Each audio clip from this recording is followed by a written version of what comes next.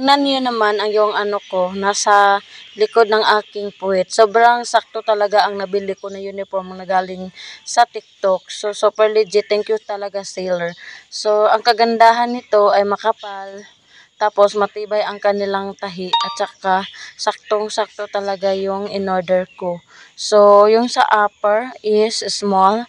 And then, yung sa pants ko naman, 36. Nasa yellow basket ang security guard na uniform. So, ano pang hinihintay nyo? Nasa yellow basket lamang sa baba ang ating link. And then, super legit pa. Tapos, pag mag-order na kayo, i-message ninyo ang owner, palagyan ninyo ng name, cloth, at agency ang inyong uniform na na-order. For today's video, itong uniform ko is, totally, ang sa upper is, small ito. And then, sa baba is, yung shape ng ano ko is 36.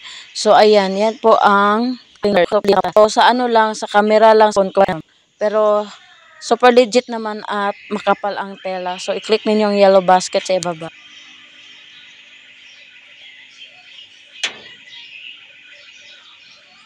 Gusto mo bang makatipid?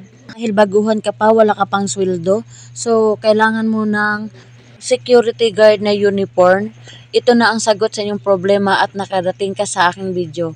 Nasa yellow basket lamang ang ating link dito, super mura.